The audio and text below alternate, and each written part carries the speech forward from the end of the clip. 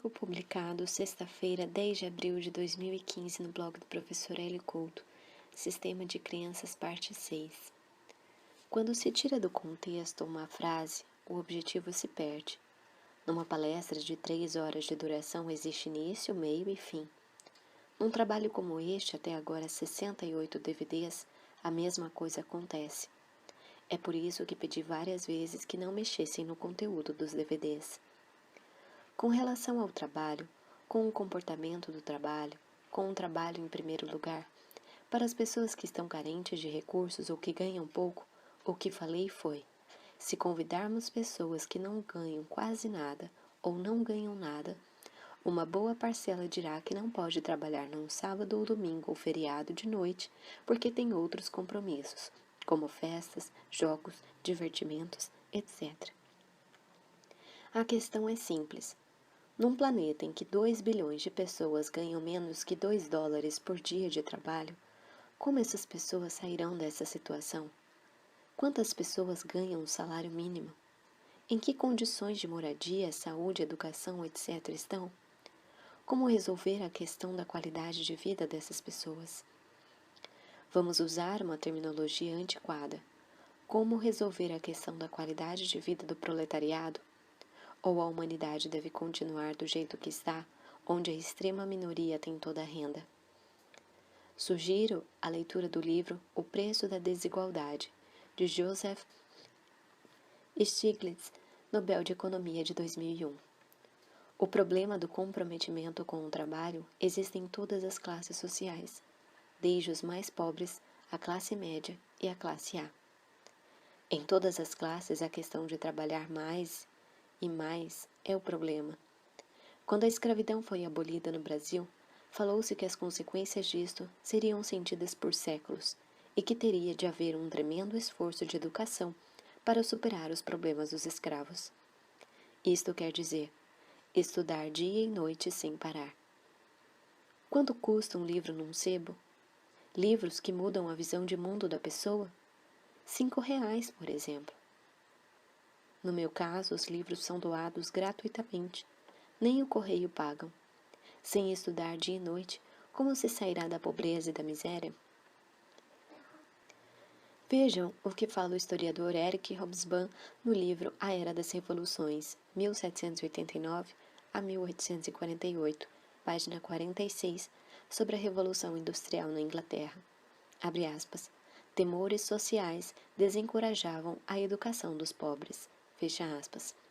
Os pobres não recebiam a educação que precisavam, pois poderiam exigir reformas sociais. Por exemplo, a independência de uma pessoa só pode vir da educação desta pessoa. Qualquer outra forma é precária e não dura. Somente com conhecimento é possível progredir. E vocês sabem que conhecimento é poder. A pessoa que queira ser independente, seja ela pobre, média ou rica, depende de si mesma para conseguir isso. E para isso é preciso estudar e trabalhar muito. Perder tempo com drogas, álcool, festas, etc. é fuga da realidade. A realidade é dura e crua neste planeta? É. Basta ver a miséria em que vive a maioria dos humanos. Ou já nos acostumamos com isso? Já nos acostumamos com o franco-atirador na Síria que matou uma menina de 4 anos? Ou a mutilação das mulheres? Já estamos tão insensibilizados que não sofremos mais com o sofrimento alheio? Não importa que a maioria viva em guetos alheios ao progresso de alguns? Que não tenham recursos de espécie alguma? Que levem uma vida em profundo desespero silencioso, como disse Thoreau? Quando a classe média começa a ter problemas financeiros, o que ela deve fazer? Trabalhar mais. O que é economia? Trabalhar duro, poupar, viver frugalmente. Não existe outra fórmula para ser independente. É difícil ouvir isso? É, mas essa é a realidade. Gastar mais do que se ganha, não poupar, não fazer o máximo possível no estudo e no trabalho é simplesmente cultivar ovos de serpente. Vejam o filme O Ovo da Serpente, de Ingmar Bergman. Podem ter certeza de que o ovo sairá um réptil. E já falei N vezes sobre o cérebro reptiliano, o complexo R. Portanto, a regra vale para todo mundo, pobres, médios e milionários. É preciso trabalhar mais. Colocar o trabalho em primeiro lugar na lista de valores da pessoa e estudar sem parar. Depois que a pessoa tiver condições dignas de ser um ser humano, ela poderá pensar em outras coisas. Quando começa a autossabotagem, ela é resistência a quê? Ao crescimento em todas as áreas. A pessoa sabe que o crescimento levará a mais crescimento e resiste a isso.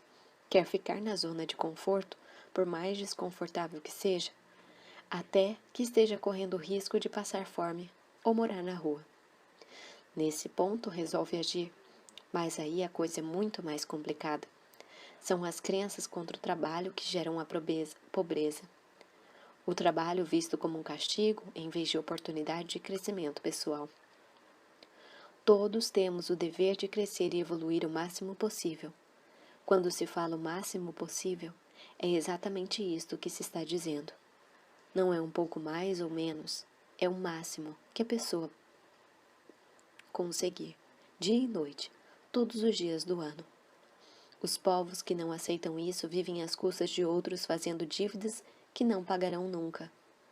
Um país fez uma dívida externa em 1824 e só começou a pagar em 1870. E isso é crônico.